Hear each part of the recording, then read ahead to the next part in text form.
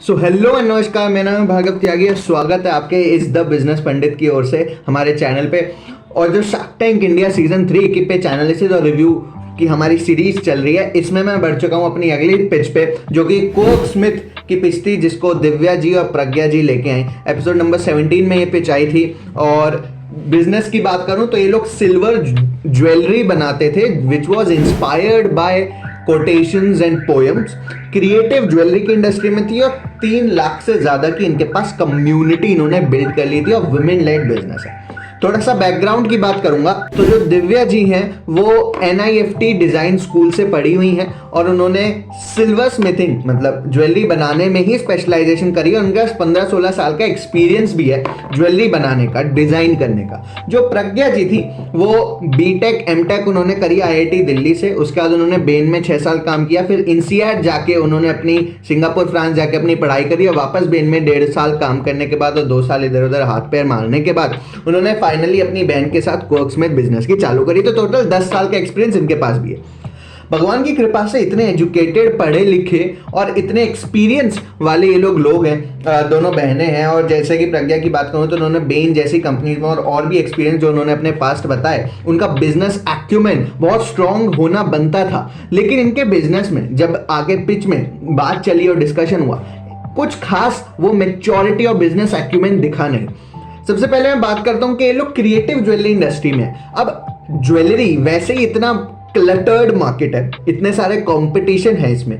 ये वो इंडस्ट्री है जहां पे हर व्यक्ति को कुछ नहीं मिलता है। स्पेशली स्टूडेंट्स, टीनेजर्स की बात करूं तो वो इंस्टाग्राम पेज चालू कर देते हैं ज्वेलरी बिजनेस का। It is one of the most recommended business on YouTube पे भी। अगर आप ways to earn money as a student या normal online ways to earn money online वगैरह भी तुम डालोगे तो सबसे ज्यादा सजेस्ट किया जाता है कि भैया अपना ज्वेलरी का इंस्टाग्राम फेसबुक पेज खोल लो। वो वाला बिजनेस है, उसमें ये लोग क्रिएटिव ज्वेलरी में घुसे हैं। अब creative jewellery as a category बहुत बड़ी कैटेगरी नहीं है। स्पेशली जैसे poem inspired, words inspired, quotations inspired, EDM inspired, ये सारी चीजें ये सारी तरीके की जो ज्वेलरीज होती है ना, ये क्रिएटिव ज्वेलरी एक बहुत ही नीश मार्केट है। बहुत कम लोग पहनते हैं, बहुत कम लोग पहनना पसंद करते हैं बेसिकली। अब उतने ज्यादा ऑप्शंस भी नहीं है market in terms of audience and in terms of suppliers, मतलब डिमांड और सप्लाई दोनों ही कम है। उसमें भी इन्होंने एक नीश पकड़ा है। उसमें भी इन्होंने अब तक की जो इन्होंने बोला कि इन्होंने जो मार्केटिंग करी है वो अपनी occasional wear, one time wear jewellery जिसको बोला जाता है। बिकॉज अब देखो, आज अगर मैं एक बहुत सुंदर सी पोएम की, किसी कोट की, किसी लाइन की ज्वेलरी लेके भी आता हूं, या फॉर दैट मैटर कोई विमेन भी लेके आती है, तो उसका क्रेज, उसकी एलिगेंस, उसका रेलेवेंस मे बी 2 या 3 बार तक ही है। जहां आपने उस ज्वेलरी को 4-5 फंक्शंस में रिपीट किया, 7-8 फंक्शंस में रिपीट किया, उसका क्रेज खत्म हो जाता है, उसका अम्यूज फैक्टर खत्म हो जाता है, उसका connectivity and that special unique touch खत्म हो जाता है। तो एक तो इसका लिमिटेड यूज है because of this creative jewellery वाला segment, because of this occasional wear वाला फैक्टर। दूसरा, एक व्यक्ति ऐसी ज्वेलरी ज्यादा खरीदता भी नहीं है, फ्रीक्वेंसी भी बाइंग की कम रहती है, जिसकी वजह से सेल्स फ्रीक्वेंसी नहीं जनरेट हो पाती है। आप रिपीट सेल्स नहीं कर सकते। आप 2-3 आइटम से ज्यादा, 2-3 डिजाइन से ज्यादा कोई व्यक्ति एक्यूमुलेट करके नहीं रखेगा, बिकॉज फिर उसका कोई फायदा नहीं है। आप उसका, क्योंकि यूज बहुत है, वो लिमिटेड है। सेल की मैं थोड़ी सी बात करूं तो 19-20 में इनका 3.7 करोड़ का बिजनेस था। अगले साल 2.5 का हुआ, 21-22 में 5 करोड़ का हुआ और 22-23 में 6 करोड़ का बिजनेस हुआ। 95% ऑफ द बिजनेस इनकी अपनी वेबसाइट से आता है। मेरा सवाल है, या मेरा यहां पे प्रॉब्लम जोन जिसको मैं रेड फ्लैग बोलूंगा, वो ये, बिकॉज इन्होंने अभी तक दूसरे मार्केट प्लेसेस पे नहीं गए हैं। ये लोग वहां पे इन्होंने एक्सप्लोर नहीं किया, अपना प्रोडक्ट लिस्ट नहीं किया है। स्पेशली वो मार्केट प्लेसेस जो कि ज्वेलरी या विमेन फ्रेंडली हैं, जैसे ज़ारा हो गया, जैसे मीशो हो गया, जैसे मिंत्रा हो गया, नाइका हो गया, फॉर दैट मैटर। ऐसे प्लेटफॉर्म्स पे, ऐसी कंपनीज के साथ अभी तक ये जुड़े नहीं है। वहां पे जब ये लोग अपने प्रोडक्ट्स डालेंगे, वहां से इनको बहुत ज्यादा बूस्ट और सेल मिलने की चांसेस हैं। हालांकि सेल 1 टाइम या 2 टाइम ही होगी, ज्यादा फ्रीक्वेंसी उसकी नहीं होगी। प्रोडक्ट क्योंकि उस टाइप का है, तो इनको मास कवर करना पड़ेगा। जितने ज़्यादा जियोग्राफीज में ये होंगे उतना ज़्यादा इन्हें फ़ायदा मिलेगा।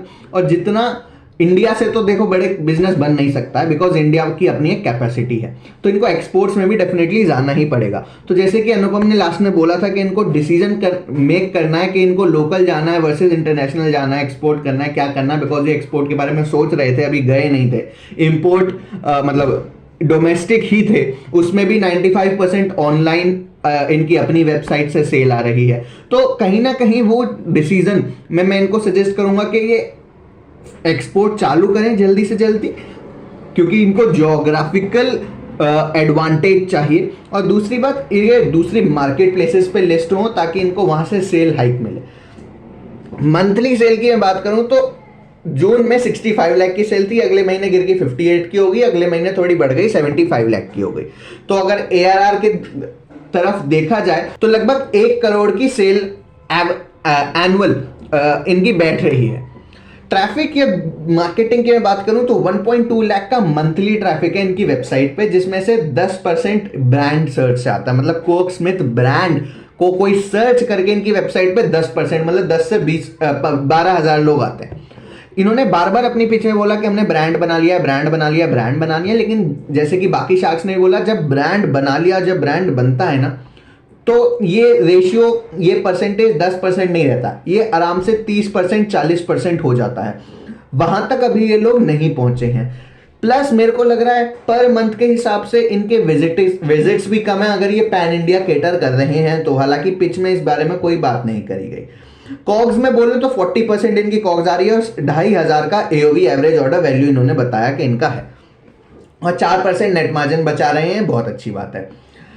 देखो अब यहां पे क्या बात होगी ना, daily wear versus occasional wear. Occasional wear में ये लोग ऑलरेडी हैं, one time use jewellery, less frequency वाली ज्वेलरी, उसकी मैंने अभी तक बात करी। डेली वियर की कैटेगरी, इन्होंने इस बात को एक्नॉलेज भी किया कि डेली वियर वाली जो कैटेगरी है ना, उसमें अभी तक इन्होंने अपनी मार्केटिंग चालू नहीं की है। That is again a red flag, because इनको बिजनेस में 2016 में बिजनेस चालू किया था, तो 8 साल लगभग हो गए। मानता हूं कोविड में हिट आया होगा, बट वहां पे मार्केटिंग नहीं रुकती है, मार्केटिंग नहीं रुकी होगी। ऑपरेशन में मान सकता हूँ थोड़ा बहुत दिक्कत आ सकती है, पर मार्केटिंग नहीं रुकनी चाहिए थी आइडली। बट उसकी उस फैक्टर को मैं 2 मिनट के लिए अलग भी कर दूं तो इन्होंने बोला कि हमने ओकेजनल वियर पे तो कस्टमर्स बना लिए हैं, पर डेली वियर भी है हमारे पास, ऐसा उनके माइंड में नहीं है, कस्टमर्स के माइंड में। तो हमें क्या करना है, अपनी डेली वियर जो ज्वेलरी है उसको प्रमोट करना है, उसको आगे लेके आना है। वो इन्होंने अभी तक नहीं किया है, and that is a red flag.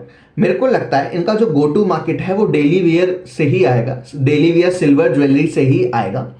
वहां से ये लोग अपने कस्टमर को थ्रू वेबसाइट और through other market places references के तौर पे क्रॉस सेलिंग, अपसेलिंग जिसको बोलते हैं, उसके माध्यम से अपनी जो यूएसपी है, जो इनकी ये डिजाइनर और क्रिएटिव और ये पोएम इंस्पायर्ड ज्वेलरी है, वहां पे लेके जाना इनको पड़ेगा।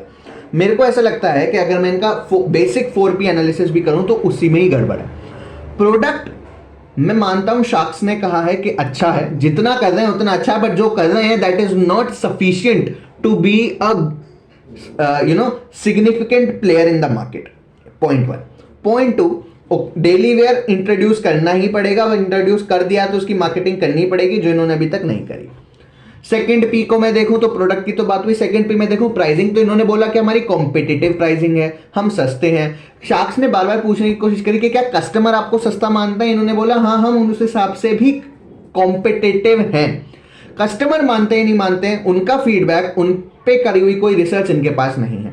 ऑल्सो ये कितनी बड़ी इंडस्ट्री है, प्रोडक्ट की नीड है नहीं है, कितने लोग खरीदते हैं, कितना खरीदते हैं, एवरेज क्या है, इंडस्ट्री एवरेज क्या है, उसके भी कोई डाटा नहीं है, कि बिकॉज जैसे कि मैंने बोला ये बहुत छोटी मार्केट है। तो कस्टमर रिसर्च की, मार्केट रिसर्च की मेरे को कमी लगी। और जब मैं अपने प्राइसिंग वाले पॉइंट पे वापस आऊं तो इन्होंने बोला है कि वो कॉम्पिटिटिव प्राइसिंग है, but we don't have any comparison point या we don't have any validation for it, because customers ने ऐसा नहीं बोला, इनका कहना है कि हम कॉम्पिटिटिवली प्राइस्ड हैं। दूसरा, बिकॉज इंडस्ट्री छोटी है, इनके जैसा काम करने वाले ज्यादा प्लेयर्स होंगे नहीं, तो हम ये भी पता नहीं लगा सकते कि कंपटीशन का प्राइस क्या है, बिकॉज वो भी बहुत ज़्यादा वेरी कर रहा होगा। एक आइडिया मिल सकता है लेकिन बहुत ज़्यादा स्पेसिफिक हम उस बात में भी नहीं हो सकते हैं। तो मेरे को लगता है प्राइस वाला जो फैक्टर रहता है, जो कंपोनेंट रहता है, वहाँ पे भी इनकी कहीं ना कहीं मैं हेवाय रेटिंग दूंगा, 5 में से 3 रेटिंग दूंगा। हाँ, अगले घर में बढ़ता हूँ, दैट इज प्लेस। तो इन्होंने बोला कि हम लोग अपने वेबसाइट पे हैं और जैसे कि मैंने बात करी कि मार्केट प्लेसेस पे नहीं है तो वहां जाना पड़ेगा। वहां पे क्यों नहीं हो तुम लोग, वही दिक्कत की बात है। तो प्लेस में भी इनको बहुत ज़्यादा अच्छी रेटिंग नहीं मिल रही है। प्रमोशन की बात करूँ तो मार्केटिंग में इन्होंने अपने डेली वेयर की नहीं करी तो वहां पे भी अच्छी रेटिंग नहीं मिल रही है। तो ऑल इन ऑल बेसिक एक स्टार्टअप का, एक बिजनेस का जो 4P एनालिसिस होता है, जो 4P मार्केटिंग के बेसिक्स होते हैं या बिजनेस के बेसिक्स होते हैं, वही कमी है, उसमें ही कमी है, उसकी रेटिंग कम है, वही गड़बड़ है। तो बिजनेस तो वैसे भी आगे नहीं बढ़ सकता था। कुछ विजन था अमित और अनुपम कह रहा हूँ, अमन के पास इनके बिजनेस को लेके, शायद वो उन्हें बहुत ज़्यादा पिवट करने पड़ते और शायद वो उन्हें स्कोप दिख रहा था, बिकॉज इंडस्ट्री छोटी है लेकिन ग्रोइंग है at a very meagre rate. तो उनको वहाँ पे ग्रोथ दिख रहा था, लेकिन एट द एंड मेरे को फाउंडर्स भी थोड़े टर्न ऑफ लगे। Within 1 crore expected sale of this year 23-24, आप 80 करोड़ की वैल्यूएशन मांगने आ गए हो, फिर आप काउंटर करने का भी जिम्मा नहीं उठा रहे हो। काउंटर किया भी अगर आपने अमित को, तो फिर वो 80 से वैल्यूएशन गिरा के बस 50 तक ही लेके गए, 53 तक ही लेके गए। Such a huge valuation for such a meagre numbers. माना आप 7 साल से 8 साल से बिजनेस में हो, लेकिन उसमें आपने कुछ उखाड़ा नहीं है तो उतनी वैल्यूएशन बनती नहीं है। चारों पी आपके गलत बैठे हुए हैं। आपको इंडस्ट्री ही नहीं है वहाँ पे, बिजनेस ही नहीं है वहाँ पे, ऑडियंस ही नहीं है जहाँ पे आप घुस गए हो। आपका शौक है कि आप ऐसी ज्वेलरी निकालो, कस्टमर को चाहिए नहीं चाहिए पता नहीं, प्रोडक्ट में कमी है बिकॉज लो फ्रीक्वेंसी प्रोडक्ट है। तो आप क्या करना चाह रहे हो, क्यों करना चाह रहे हो, कैसे आगे बढ़ोगे, कैसे कंपनी सस्टेनेबल होगी, बड़ी सस्टेनेबल तो चलो 4% नेट मार्जिन है, हो सकती है, पर कैसे बड़ी होगी वो आइडिया बिल्कुल भी नहीं आ रहा और आता हुआ स्कोप भी नहीं दिखाई दे रहा। बिकॉज फाउंडर्स ने बोला भी है रेडी, लेकिन जैसा मन की बात थी कि भैया फाउंडर्स पे से विश्वास उठने लगेगा अगर वो ऐसी हरकतें करेंगे तो। So that's all, this was the pitch analysis of Coskit. मेरे कुछ जो सजेशंस थे वो मैंने आपको दिए, होपिंग के ये वीडियो शेयर, आप लोग चैनल को बहुत ज़्यादा प्यार दे रहे हो और शेयर कर रहे हो, मेरे को डाटा मिल जाता है बैकएंड से, तो आप जितना शेयर करो तो होपिंग के ये वीडियो उनके पास जाएगी, वो शायद इससे कुछ फीडबैक लेंगे। तब तक के लिए इस वीडियो के लिए इतना ही। अगली वीडियो में दूसरा स्टार्टअप जरूर डिस्कस करेंगे। सो that's all for today, thank you and have a nice day.